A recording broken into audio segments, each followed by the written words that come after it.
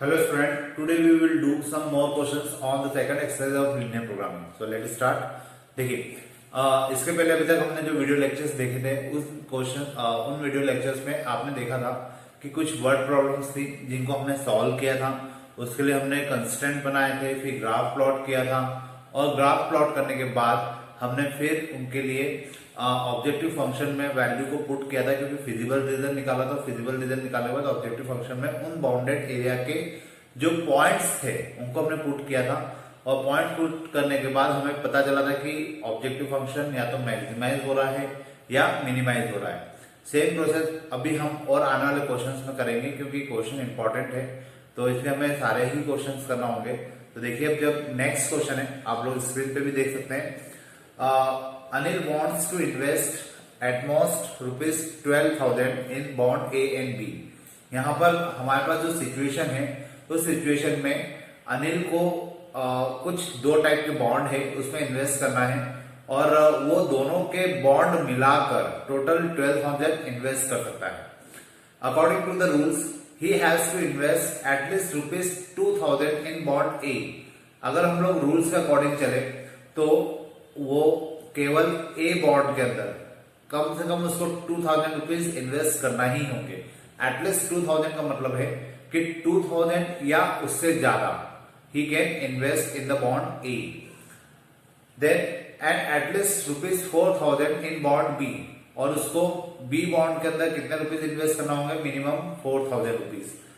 If the rate of interest on bond A is 8% per annum, अगर जो rate of interest है bond A के ऊपर वो 8% का है and on bond B is 10% per annum, जबकि बी बॉन्ड के ऊपर जो इंटरेस्ट का रेट है वो 10% का है। How should he invest the money for maximum interest? उसको किस प्रकार से इन्वेस्टमेंट करना चाहिए ताकि उसको क्या मिल सके? मैक्सिमम इंटरेस्ट मिल पाए। Solve the problem graphically. We have to solve this problem by graphs. So देखिए, यहाँ पर अभी हमें क्या करना होगा, जैसा हम लोग अभी तक करते हुए आ रहे हैं, हमें कंस्ट्रेंट बनाना होंगे और कंस्ट्रेंट बनाने के बाद हम लोग क्या करेंगे? ग्राफ प्लॉट करेंगे। लेकिन जो टर्म्स हमें दी गई है पहले हम लोग उसको लिख लेते हैं। तो देखिए, यहाँ पे बोला गया Anil wants to invest at most ₹12,000 in bond A and bond B. तो देखिए, मेरे पास यहाँ पे दो टाइप के बॉन्ड है, एक ए हो गया और एक बी हो गया। तो मैं यहाँ पे लिख लेता हूं, लेट अनिल इन्वेस्ट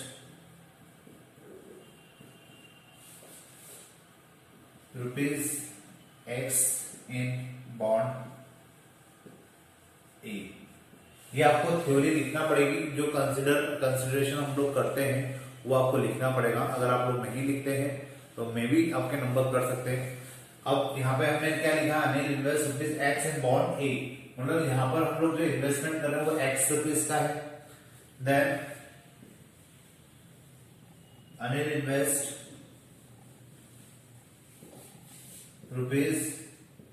₹Y इन बॉन्ड बी। अब अनिल यहाँ पे जो इन्वेस्टमेंट कर रहा है वो Y रुपीज का है, तो उस कंडीशन में यहां पर क्या होगा? हम लोग इसको क्या लिख सकते हैं? Y लिख सकते हैं। ठीक है। अब उसके बाद उन्होंने बोला है Anil wants to invest at most ₹12,000 in bond A and B, मतलब वो टोटल कितना इन्वेस्टमेंट कर सकता है? यहाँ पर वो X रुपीज का कर सकता है, यहाँ पर वो Y रुपीज का कर सकता है और मैक्सिमम वो कर सकता है 12,000 का। क्लियर है? तो हमारा एक कंस्टेंट तो इससे बन जाएगा। Then according to the rule he has to invest at least ₹2,000 in bond A. उसको यहां पर ए के अंदर कितना रुपीज का मैक्सिमम इन्वेस्टमेंट करना है? 2,000, एटलीस्ट 2,000, मतलब ग्रेटर देन इक्वल टू 2,000 होगा, मतलब वो 2,000 या उससे ज्यादा का इन्वेस्टमेंट यहां पर कर सकता है। Then at least ₹4,000 in bond B, जबकि बी के अंदर कितना मिनिमम कितना इन्वेस्टमेंट कर सकता है? 4,000 रुपीज का। यहाँ पे 4,000 आ जाएगा। Now if the rate of interest on bond A is 8% per annum, a bond के ऊपर उसको कितना इंटरेस्ट मिल रहा है? 8% का। तो देखिए 8% किसके ऊपर? X रुपीज के ऊपर। तो यहाँ पर जो हमें ऑब्जेक्टिव फंक्शन मिलेगा वो 8% के ऊपर है, मतलब यहाँ पर हमें 8% का रेट मिल रहा है, और यहाँ पर 8% के साथ है हमें बी बॉन्ड के ऊपर 10% पर एनम का रेट है, 10% पर एनम। तो मैं इन दोनों से क्या कर सकता हूं, मुझे क्योंकि इन्वेस्ट जो उसका सिंपल इंटरेस्ट है उसके थ्रू मुझे क्या करना है, मैक्सिमम इंटरेस्ट निकालना है।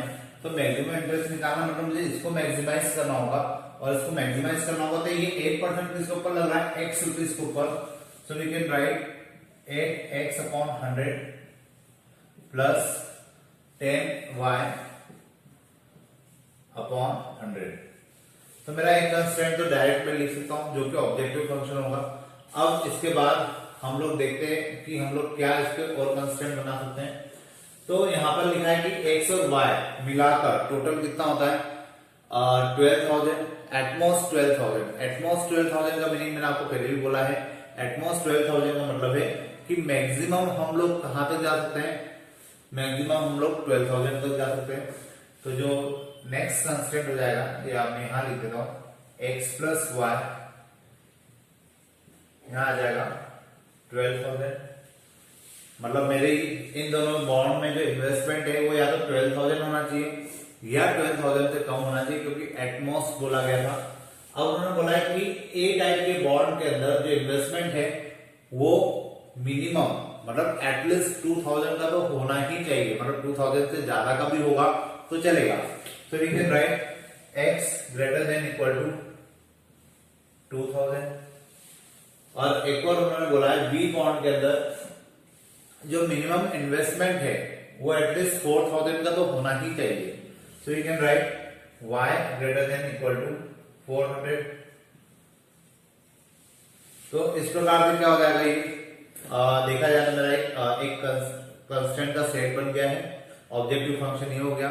और डिफॉल्ट कंस्टेंट जो होते हैं उसको हम लोग लिख सकते हैं x, y greater than equal to 0। तो ये मेरा जो है पूरा कंस्टेंट का सेट बन चुका है।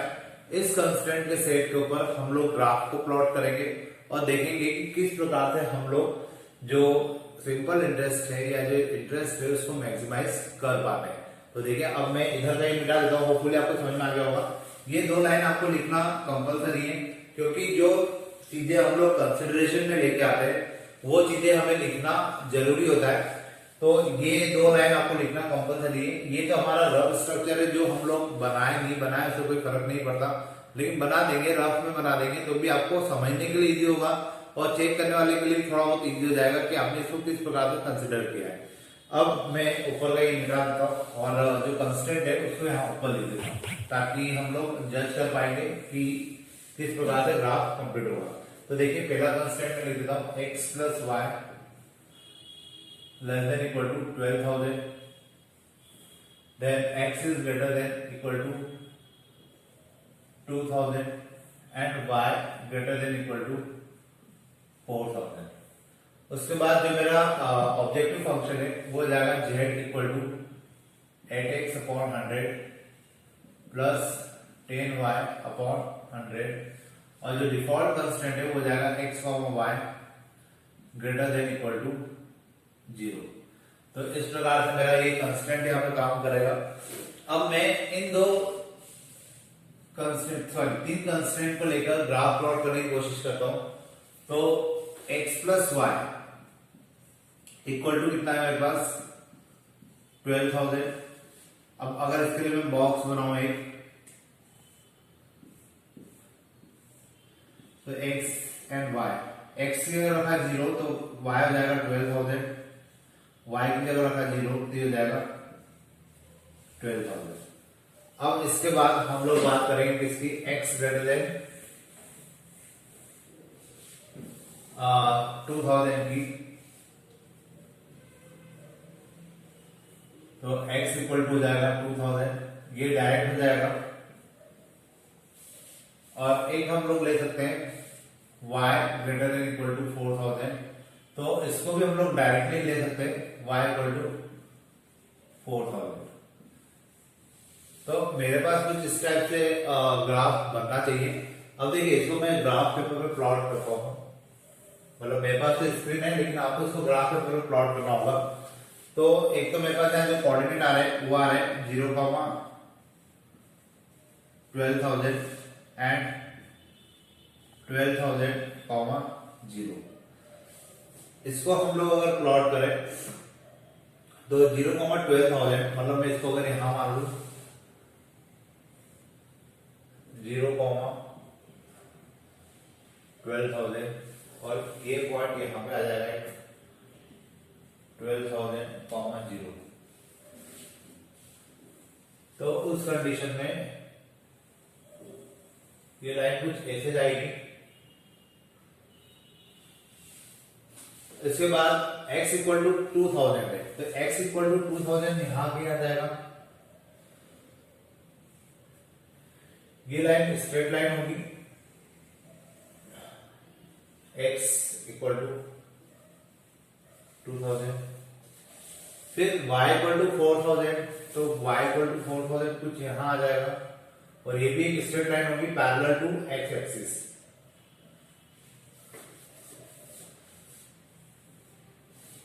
यहां आ जाएगा y इक्वल टू 4000, मतलब ये जो पॉइंट होगा ये पॉइंट हो जाएगा कितना 2000, 4000।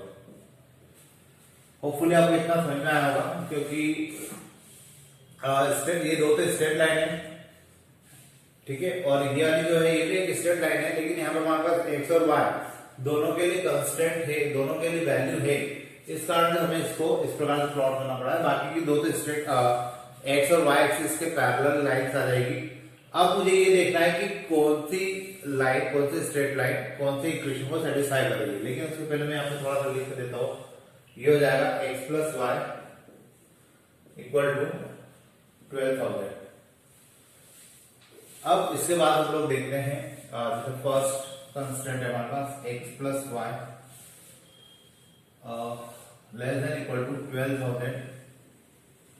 यहां पर मैंने अगर 0 प्लस 0 रखा तो कंडीशन यहां पे ट्रू होगी,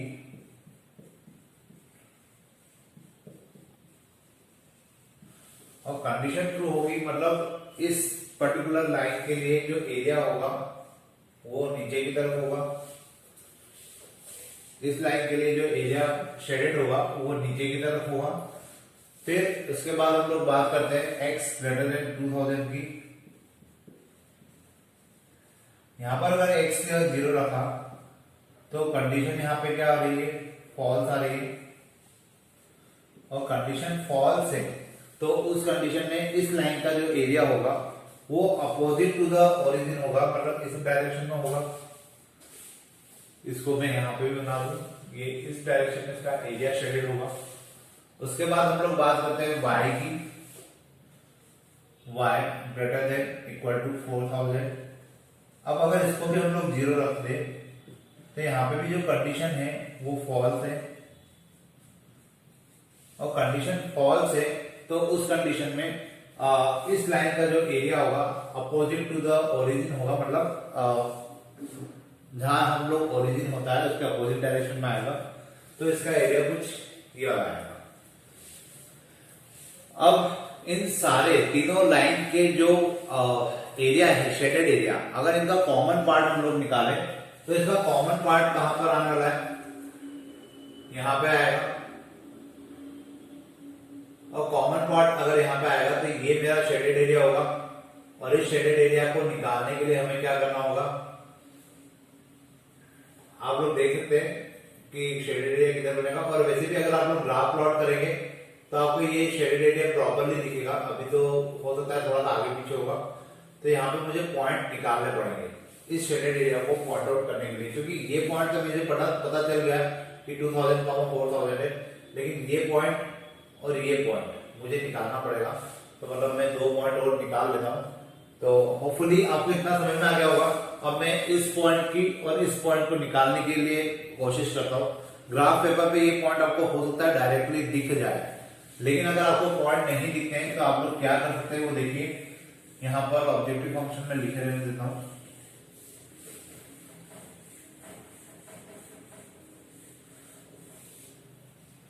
देखिए अब अपन एक काम करते हैं, ये पॉइंट निकालते हैं और ये जो पॉइंट है वो इंटरसेक्शन है x इक्वल टू 2000 और x प्लस वाई 12,000 का, मतलब x plus y equal to 12,000 और x इक्वल टू 2000।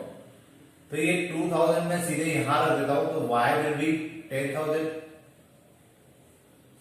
तो मीन्स ये जो पॉइंट निकलेगा, ये पॉइंट निकलेगा कितना, 2000 कॉमा 10,000। अब रही बात इस पॉइंट की, तो इस पॉइंट को निकालने के लिए ये इंटरसेक्शन है इस लाइन का और y इक्वल टू 4000 का, तो उस कंडीशन में y इक्वल टू 4000 अब हम लोग इस इक्वेशन में रख देते हैं। तो ये तो मेरा एक पॉइंट हो गया।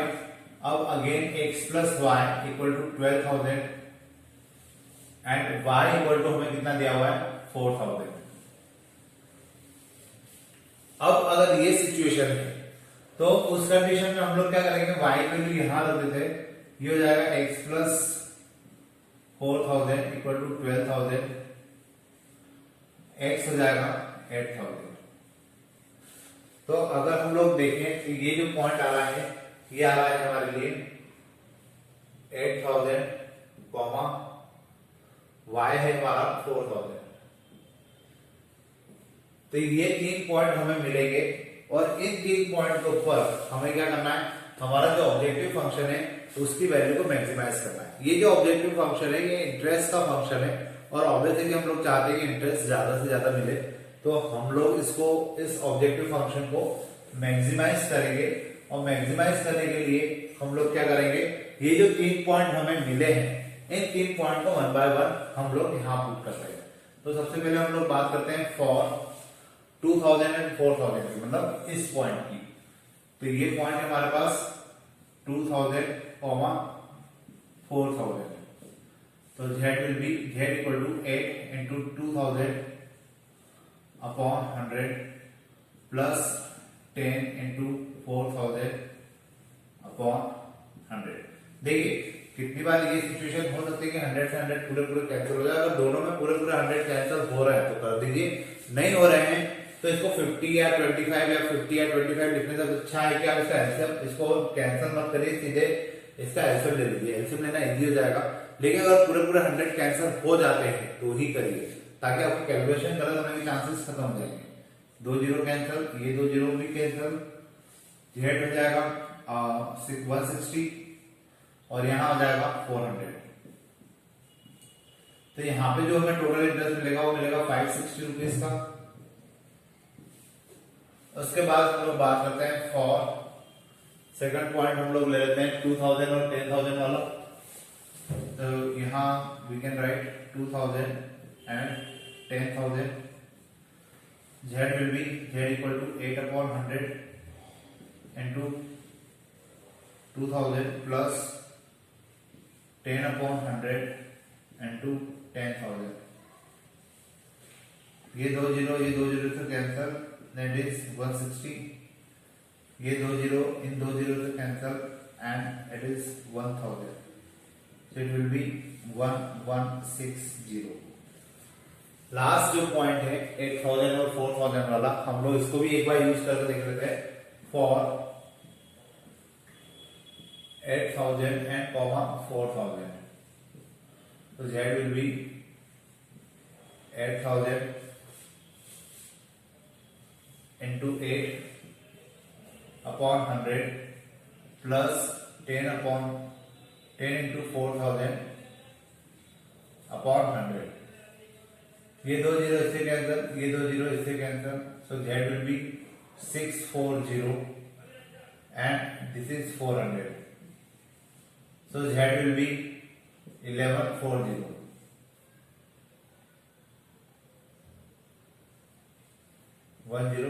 सॉरी। तो अब अगर हम लोग देखें तो ये वैल्यू एक निकली है, एक हमारी ये निकला है और एक ये निकला है। तीनों के अंदर जो मैक्सिमम वैल्यू है वो आ रही है 1160 की।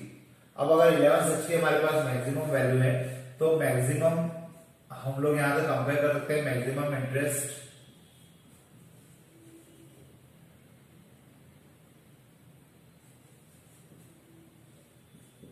is rupees 1160 और एट द पॉइंट, इस पॉइंट के ऊपर ये आ रहा है 2000 एंड 10,000 के ऊपर, 2000 और 10,000 के ऊपर, ये मेरा आंसर हो जाएगा। अब देखिए 2000 और 10,000 के ऊपर आ रहा है, इसका सीधा सा मीनिंग है कि हमें ए टाइप का जो बॉन्ड है वो हमें कितना लेना चाहिए, 2000 का ए बॉन्ड लेना चाहिए, और जो बी टाइप के बॉन्ड है उसमें 10,000 का इन्वेस्टमेंट करना चाहिए। तो हमें क्या मिलेगा, मैक्सिमम प्रॉफिट मिलेगा या मैक्सिमम सिंपल इंटरेस्ट मिलेगा, जो हमें कैलकुलेट करने के लिए बोला गया था। होपफुली आपको ये क्वेश्चन समझ में आया होगा। अभी इसमें कुछ और क्वेश्चंस बाकी है करने के लिए, क्योंकि वो भी इंपॉर्टेंट है और मुझे करवाना रहेंगे। तो अब जो नेक्स्ट क्वेश्चन होगा वो हम लोग देखेंगे नेक्स्ट वीडियो लेक्चर में। So let start. देखिए इसके पहले हम लोग जो क्वेश्चंस कर रहे थे, जो लास्ट वीडियो लेक्चर्स में हमने क्वेश्चंस देखे थे, वैसे ही कुछ क्वेश्चंस और बाकी है, क्योंकि वो क्वेश्चन दिखने के एक जैसे हैं, लेकिन इंटरनली कुछ ना कुछ ऐसे ट्विस्ट आ जाते हैं जिसके कारण हमें क्वेश्चन सारे करना जरूरी हो जाते हैं।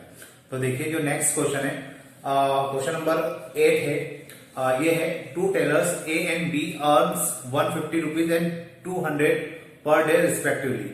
यहाँ पर आपके पास जो क्वेश्चन में दिया है कि 2 टेलर है जो 150 रुपीज और 200 रुपीज पर डे अर्न करते हैं।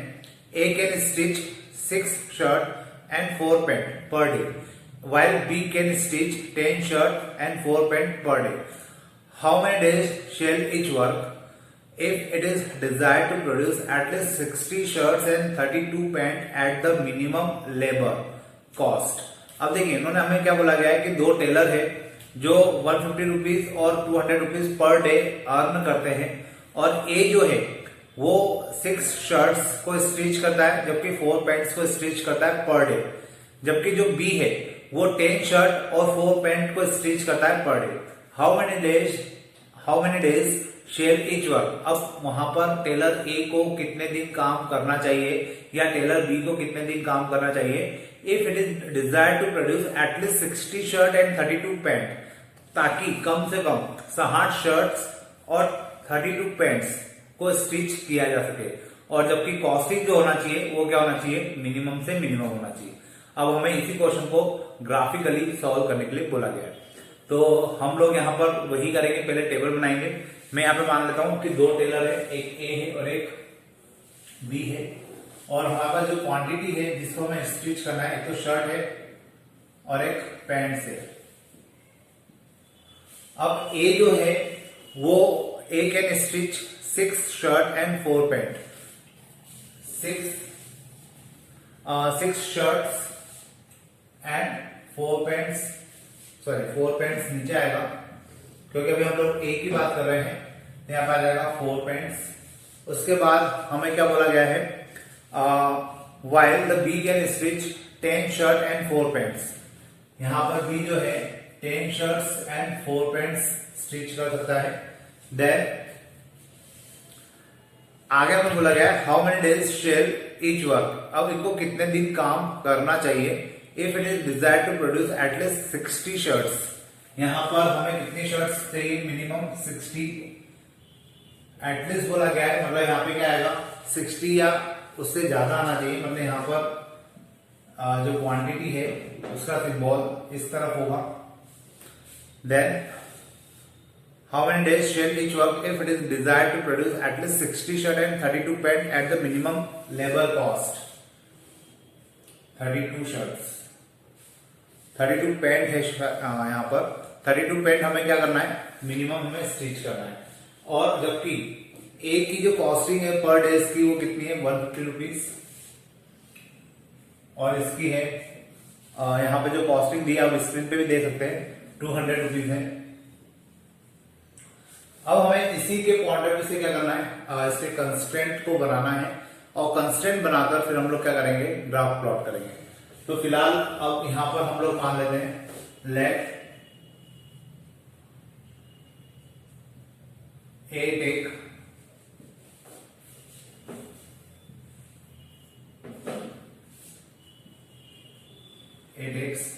X days and B take Y days. अब हमने यहाँ पे क्या मान लिया कि x को कितने दिन लग रहा है, x और b को कितने लग रहा है, y डेज। तो उस कंडीशन में हमारे पास क्या कंस्ट्रेंट बनेगा, हम लोग उस पर बात करते हैं। तो ये आपको लिखना जरूरी है, जैसा कि मैंने आपको लास्ट वीडियो लेक्चर्स में भी बोला है कितनी बार कि ये थ्योरी आपको 2 लाइन की थ्योरी है, लिखना जरूरी है। अब इसके बेसिस पर अगर हम लोग कंस्ट्रेंट बनाए तो शर्ट जो है टोटल 6 शर्ट को पर डे सिलेक्ट मतलब स्टिच करता है। तो एक डे में अगर वो 6 शर्ट स्टिच कर रहा है तो x डेज में कितनी करेगा, 6x। और पेंट जो है मतलब b जो है वो y डेज ले रहा है, तो वो शर्ट कितने दिन में स्टिच करेगा, पर डे की जो उसकी स्टिचिंग की कैपेसिटी वो कितनी है, 10 शर्ट पर डे की है। तो y डेज में वो कितनी करेगा, 10y। और यहाँ पर ये दोनों शर्ट्स की टोटल क्वांटिटी मिलकर कितना होना चाहिए, मतलब इनकी क्वांटिटी क्या होना चाहिए, एटलीस्ट 60 होना चाहिए। एटलीस्ट 60 का मतलब है कि 60 या उससे ज्यादा होना चाहिए। तो यहाँ पर हम लोग सिंबल लगाएंगे ग्रेटर देन इक्वल टू 60 का। अब सेकंड कंस्ट्रेंट की बात करते हैं। तो ए जो है x डेज लेता है पैंट सिलने में, और पर डे वो 4 पैंट को सिल पाता है या स्टिच कर पाता है। तो उस कंडीशन में उसको पर डे अगर उसने नंबर ऑफ डेज x लिए हैं तो उस कंडीशन में वो कितनी पैंट या कितने पैंट्स को स्टिच कर पाएगा, 4x। सिमिलरली यहाँ पर कितना हो जाएगा, 4y। और इन दोनों की क्वांटिटी जो है वो ग्रेटर देन हो जाएगी कितनी, 32। अब इसके बाद हम लोग बात करते हैं किसकी, हम लोग बात करते हैं कि उसको प्रॉफिट मतलब जो हमें ऑब्जेक्टिव फंक्शन चाहिए वो क्या होगा। तो z इक्वल टू यहाँ पर 150 है, तो 150 और टोटल नंबर ऑफ डेज कितने हैं, x। तो यहाँ पर कितना हो जाएगा, 150x, क्योंकि 150 रुपीज उसको पर डे की कॉस्ट मिल पाती है। सेम यहाँ पर कितना हो जाएगा, 200y। अब ये आपका ऑब्जेक्टिव फंक्शन कहलाएगा, ये 2 कंस्ट्रेंट कहलाएंगे, और इसके साथ हो जाएगा एक objective function, sorry objective function नहीं, इसको हम लोग डिफॉल्ट कंस्ट्रेंट बोलते हैं। तो x, y greater than equal to 0 हो जाएगा। तो इस प्रकार से क्या हो जाएगा, आपके ये दो कंस्ट्रेंट बनेंगे, एक ऑब्जेक्टिव फंक्शन बनेगा, और यहाँ पर ये आपका एक रफ स्ट्रक्चर है। लेकिन हाँ, ये 2 स्टेटमेंट आपको लिखना जरूरी है। अब इसके बाद मैं इन्हीं कंस्ट्रेंट को ऊपर लिख देता हूं, तो हम लोग समझ पाएंगे और इसके लिए ग्राफ भी प्लॉट कर पाएंगे। तो देखिए कितना हो जाएगा, ये 6x plus 10y greater than equal to 60। वैसे ही 4x plus 4y greater than equal to 32। Objective function जो है वो हो जाएगा 150x प्लस 200y, और जो डिफॉल्ट कंस्टेंट है वो जाएंगे x, y greater than equal to 0। अब ये तो मैं लिख चुका हूं, अब मैं इसको भी मिटा देता हूं क्योंकि अब इनकी जरूरत नहीं है। अब देखिए यहाँ पे अगर आप कंस्टेंट पे ध्यान देंगे तो ये जो 2 कंस्टेंट है, ये दोनों कंस्टेंट 2 और 4 से डिवाइड हो सकते हैं।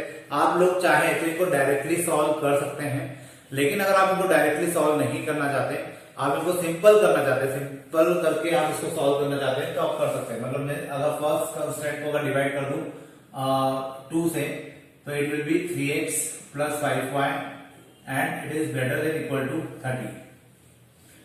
और जो सेकंड कंस्टेंट है इसको अगर हम लोग 4 से डिवाइड कर दें, then it will be x plus y greater than equal to 8। तो मेरे पास ये 2 कंस्टेंट आ जाएंगे, और ये 2 कंस्टेंट के लिए अगर हम लोग ग्राफ के लिए पहले बॉक्स बना लेते हैं, क्योंकि वही हमारे पास प्रोसेस होती है। तो इसका जो बॉक्स है वो कुछ इस प्रकार से बनेगा,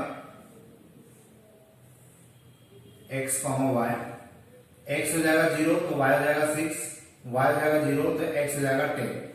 तो इस प्रकार से मुझे मिलेगा 0,6 और 10,0। ये 2 कंस्टेंट मिले। इसके बाद मैं बात करता हूँ x प्लस वाई की।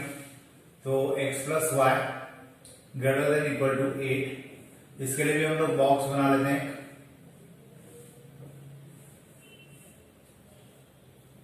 x and y, x is 0 then y is 8 and y is 0 then x is 8।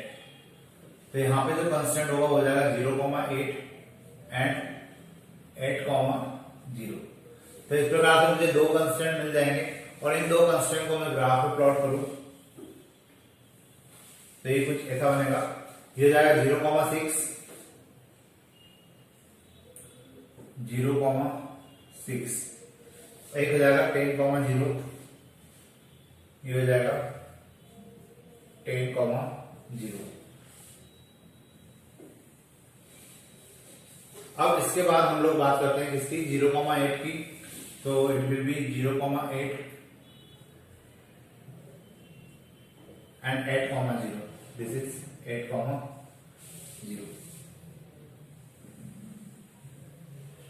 ये जो कंस्ट्रेंट था, ये जो इक्वेशन आई थी 3x + 5y से इक्वल टू 30, और ये जो कंस्टेंट आया ये आया x + y इक्वल टू 8 से। अब मैं इनके लिए क्या पता करने की कोशिश करूंगा कि इनका शेडेड रीजन कहां पे बन रहा है। तो इनका शेडेड रीजन निकालने के लिए हम लोग क्या करेंगे, 1 बाय 1 हम लोग 0 रखेंगे। सो मेरे पास जैसे कंस्टेंट है 3x + 5y greater than equal to 30। मैंने x की जगह 0 रखा, y की जगह पे भी 0 रखा, that is 30, 0 greater than 30 which is false condition. तो मतलब इसके लिए जो एरिया शेडेड होगा वो ऊपर की तरफ होगा। फिर हम लोग बात करते हैं x + y वाली कंस्टेंट की। So x + y greater than equal to 8 and 0 + 0 greater than equal to 8 and it is 0 greater than equal to 8. Again condition is false. तो अब इसके लिए जो कंस्टेंट बनेगा वो भी इसके लिए भी जो शेडेड एरिया बनेगा वो भी ऊपर की तरफ बनेगा। मतलब देखा जाए तो दोनों का जो शेडेड कॉमन एरिया होगा वो ऊपर आएगा। मतलब कुछ अनबाउंडेड रीजन इस टाइप का बनने वाला है।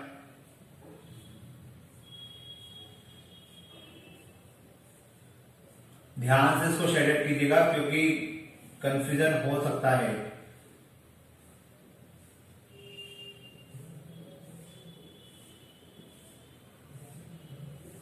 ये इस टाइप का कुछ शेडेड रीजन बनेगा और शेडेड रीजन में ये पॉइंट हमारे पास आ रहा है, तो हमें इस पॉइंट को निकालना जरूरी होगा। तो कैसे निकाल सकते हैं इस पॉइंट को, ये दो स्ट्रेट लाइन का इंटरसेक्शन पॉइंट है। तो इसके इंटरसेक्शन पॉइंट को निकालने के लिए हम इन दो इक्वेशंस का यूज करते हैं, 3x + 5y इक्वल टू 30 और x + y इक्वल टू 8। अब इस कंडीशन में क्या होगा कि x + y इक्वल टू 8 है, तो आप लोग यहां से या तो इसमें 3 का मल्टीप्लाई कर दें, सबसे इजी तरीका देंगे फिलहाल। 3x + 5y equal to 30, 3x + 3y equal to 24, और दोनों को अगर माइनस किया जाए so it will be 2y and this is 6, so y will be 3। y को अगर हम लोग यहां पे रख दें then x will be 5। तो उस कंडीशन में जो मेरे पास x और y के कोऑर्डिनेट आएंगे वो हो जाएंगे 5,3। मतलब ये जो कोऑर्डिनेट होंगे ये हो जाएंगे 5,3। अब मेरे पास यहाँ पर शेडेड रीजन, ये तो एक पहली बात है कि अनबाउंडेड रीजन है। दूसरा ये कि जो अनबाउंडेड रीजन है वो 3 कोऑर्डिनेट से होके जा रहा है, 1, 2 और 3। तो पहले तो मुझे ये अनबाउंडेड है, तो मुझे यहाँ पे दो सिचुएशन होती है, या तो मैं इसके फिजिबल रीजन को निकाल पाऊंगा या नहीं निकाल पाऊंगा। अब नहीं निकाल पाऊंगा उस केस में तो वो तब होगा जब मैं इन तीनों कंस्टेंट इन तीनों पॉइंट्स को इन दोनों कंस्टेंट में रख के पहले सेटिस्फाई करूं कि अगर ये सेटिस्फाई होता है तो ही मैं इसका फिजिबल रीजन निकाल पाऊंगा, अदरवाइज नहीं। अगर ये बाउंडेड रीजन होता तो मुझे इन 3 पॉइंट को इन दो कंस्टेंट में रखने की जरूरत नहीं पड़ती, हम सीधे उसको ऑब्जेक्टिव फंक्शन में रखते हैं और वहां से सीधे फिजिबल रीजन निकाल लेते हैं। लेकिन फिलहाल जो सिचुएशन है, चूंकि हमारे पास जो ग्राफ आया है वो अनबाउंडेड है, और अनबाउंडेड होने के कारण हमें क्या करना पड़ेगा, इसके कंस्टेंट इसके जो पॉइंट्स है उसको इनके कंस्टेंट में रख के पहले एक बार सेटिस्फाई करना पड़ेगा कि क्या ये सेटिस्फाई हो पा रहे हैं या नहीं हो पा रहे हैं। तो देखिए क्वेश्चन अभी हमारा खत्म नहीं हुआ है, मैं इतना मिटा देता हूं। और इसमें हम लोग क्या करेंगे, जो 3 पॉइंट हमें मिले हैं उन 3 पॉइंट को हम लोग इन कंस्टेंट में रख के सेटिस्फाई करते हैं। तो सबसे पहले हम लोग फॉर 0,8 ले लेते हैं और उसको फर्स्ट कंस्टेंट में रखते हैं। So it is 3 into 0 plus 5 into 8 and this is 30. So 8 5 is 40 and this is greater than 30. So it is true. फिर हम लोग बात करते हैं फॉर 5,3 के लिए। 5,3 वापस इसी इक्वेशन में रखते हैं, 3 into 5 plus 5 into 3 and 30 greater than 30, then it is 15 plus 15 greater than equal to 30, and it is also 30 greater than equal to 30. This is true condition. अब इसके बाद हम लोग मैं ये ग्राफ को मिटा देता हूँ, इसकी जरूरत नहीं है।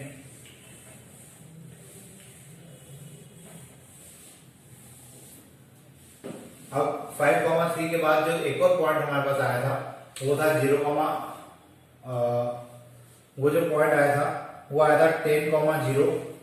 तो 10,0 को हम ले लेते हैं फॉर 10,0, और 10,0 को हम लोग किस में रख के देखेंगे, फर्स्ट कंस्ट्रेंट में। तो फर्स्ट कंस्ट्रेंट में अगर रखा जाए तो it is 3 into 10 plus 5 into 0 and it is greater than 30. So this is 30 and 30 is greater than equal to 30. Then condition is true again. तो मतलब फर्स्ट जो तीन कंस्ट्रेंट है, सॉरी जो तीन पॉइंट है वो फर्स्ट कंस्ट्रेंट को सेटिस्फाई कर रहे हैं। अब हम लोग बात करते हैं इन्हीं तीन पॉइंट को लेकर सेकंड कंस्ट्रेंट के साथ। तो फॉर 0,8, अब 0,8 हम लोग सेकंड कंस्ट्रेंट में रखते हैं, then 0 plus 8 greater than equal to 8 and it is true. Then for, अब हम लोग बात करते हैं 5,3 की। अगेन 5,3 इसमें रख देते हैं, 5 plus 3 greater than equal to 8 and it is also true. Now for 10,0 यहाँ पे पुट करेंगे 10 plus 0 greater than 8 and it is also true. मतलब यहाँ से ये तो समझ में आ रहा है कि जो तीन पॉइंट हमने निकाले हैं वो तीनों पॉइंट दिए हुए दोनों कंस्ट्रेंट को सेटिस्फाई कर रहे हैं। मतलब यहाँ पे भले रीजन अनबाउंडेड है लेकिन हम लोग क्या कर सकते हैं, फिजिबल रीजन निकाल सकते हैं। और ऑब्जेक्टिव फंक्शन में अब हम लोग, ऑब्जेक्टिव फंक्शन क्या है हमारे पास, ये है 150x प्लस 200y। अब इसमें हम लोग सबसे पहले रखेंगे फॉर 0,8, तो z will B 150 into 0 plus 200 into 8 and this is 0 plus 1600, so it is 1600. Now for 5,3 z will be z equal to 150 into 5 plus 200 into 3 and it is 750 plus 600, that is 0, 5 and 13. Now for जो next point है वो है 10,0, so that will be 150 into 10 plus 200 into 0, so that will be 1500. अब अगर आप ये तीन point देखो, एक तो 1600 आ रहा है, 1350 आ रहा है और एक 1500 आ रहा है, तो यहाँ पर हमें क्या बोला गया था कि मिनिमम वैल्यू कहां पर होगी, मतलब मिनिमम लेबर में हम लोग किस प्रकार से पैंट एंड शर्ट्स बना सकते हैं, हमें वो बताना था। तो यहाँ पर अगर आप नोटिस करेंगे तो मिनिमम जो कॉस्ट बैठ रही है वो 1350 की बैठ रही है, और 1350 की जो मिनिमम कॉस्ट है वो किस पॉइंट पर बैठ रही है, 5,3 पर। तो अगर ये 5,3 पर है तो इसको मैं कुछ इस प्रकार से भी लिख सकता हूँ, ये मिटा देता हूँ क्योंकि होपफुली आपको समझ में आ गया है। तो अब मेरा जो आंसर है मुझे उसका आंसर वहां से फाइंड आउट करना है। तो देखिए वो क्या हो जाएगा, minimum level is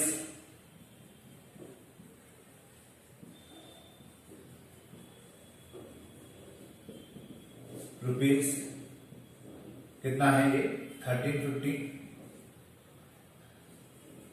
at the point. अभी किस पॉइंट के ऊपर आ रहा है, ध्यान से देखिए, ये वाला जो वैल्यू आ रही है 5,3 पर, तो वी कैन राइट 5,3।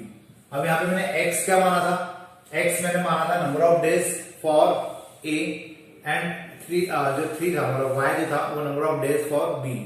तो यहाँ पर मैं वापस से लिख सकता हूं 8x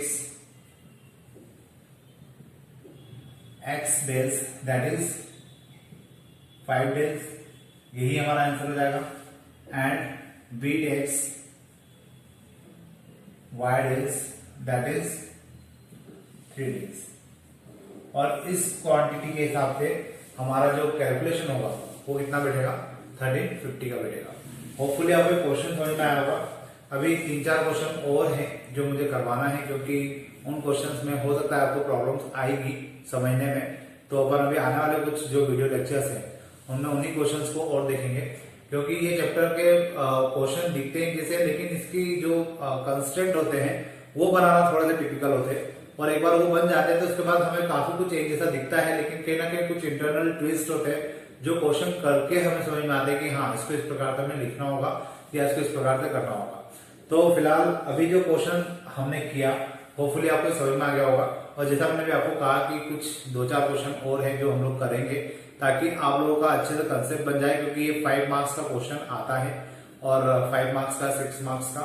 तो उस कंडीशन में हमें इसके ऊपर अच्छे से ग्रिप बनाना जरूरी है, और एक क्वेश्चन डेफिनेटली आ गई है तो ऑब्वियस है कि इसको करना जरूरी है।